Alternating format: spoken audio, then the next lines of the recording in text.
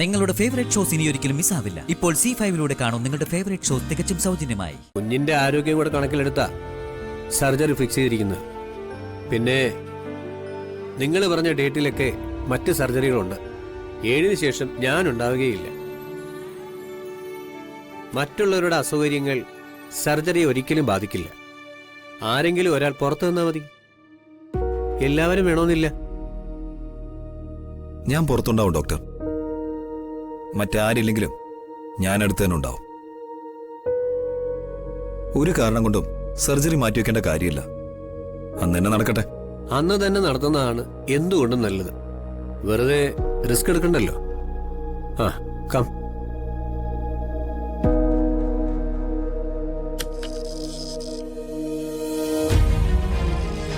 ഏട്ടത്തിയോടും എല്ലാവരോടും ഞാൻ പറഞ്ഞല്ലേ ഞാൻ ഈ വിവാഹത്തിന് വരുന്നില്ലെന്ന്. എന്നെ അതിനെ നിർബന്ധിക്കേണ്ടെന്നു. ഇനി ഞാൻ എങ്ങനെ പറഞ്ഞാലാ നിങ്ങൾക്കൊക്കെ ബോധ്യമാവുന്നത്? അങ്ങനെ ഒരു സാധ്യത ഉണ്ടോന്ന് ഡോക്ടറോട് ചോദിച്ചൊന്നല്ലേ ഉള്ളൂ. അച്ഛനും അമ്മയ്ക്കും പോണമെന്നുണ്ടെങ്കിൽ പോവാം. മീനടുത്തേക്കും പോവാം. അനൂപേട്ടന്റെയും ഇവളുടെ അടുത്തും ഞാൻ നിന്നോളാം. ഞാൻ ഈ പറയുന്നത് എന്തുകൊണ്ടാണെന്ന് മനസ്സിലാക്കാൻ പറ്റുമെങ്കിൽ എല്ലാവരും ഒന്ന് മനസ്സിലാക്കുക.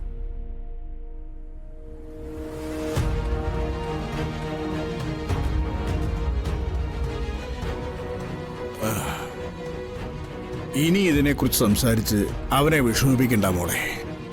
വിഷമിപ്പിക്കുന്നല്ല അച്ഛാ. നെല്ലിശ്ശേരിയിൽ എല്ലാവർക്കും വിഷമമുണ്ട് സന്ദീപ് അങ്ങോട്ട് വരാത്തതിൽ. പിന്നെ സച്ചേണ്ണ താല്പര്യമില്ലെന്നാ പറയുന്നത്. എനിക്കും അങ്ങനെ തന്നെയാ.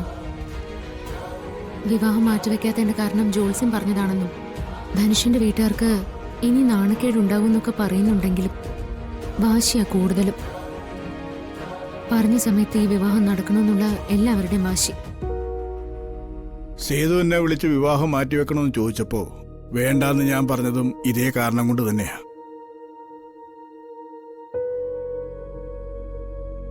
കാര്യമായിട്ട് ചോദിച്ചാണെങ്കിലും ചടങ്ങായിട്ട് ചോദിച്ചാണെങ്കിലും നമ്മൾ കാരണം അവര് ബുദ്ധിമുട്ടാന്ന് കരുതി. നമ്മുടെ കുടുംബത്തിലെ മുഴുവൻ ആളുകളും പങ്കെടുക്കേണ്ട ഒരു വിവാഹമായത്. ആ സന്ദീപിന്റെയും മാതിരയുടെയും കുഞ്ഞു വരെയും. അപ്പൊ അവർക്ക് അങ്ങനെ ഒരു ആലോചന ഇല്ലെങ്കിൽ പിന്നെ നമ്മളത് ഓർത്തിട്ട് എന്താ കാര്യം?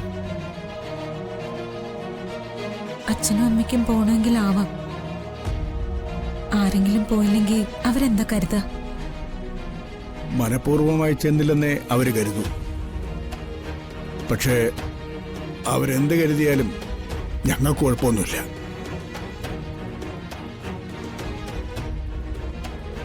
എന്റെ മക്കളുടെയും മരുമക്കളുടെയും അഭിപ്രായത്തെ മാനിക്കാതെ അവരുടെ വാശിയിൽ നടത്തുന്ന ഈ വിവാഹത്തിൽ ഞങ്ങളും പങ്കെടുക്കുന്നില്ല.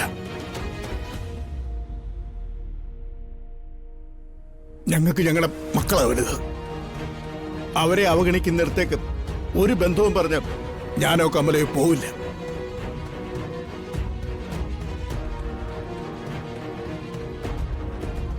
എല്ലാം കണ്ട് മിണ്ടാതിരിക്കാനും ക്ഷമിക്കാനും ഒരു പരിധിവരെയല്ലേ സാധിക്കൂ. എല്ലാവരും മനുഷ്യർ തന്നെയല്ലേ. ചില സമയത്ത് പ്രതികരിച്ചു പോയെന്ന് വരും.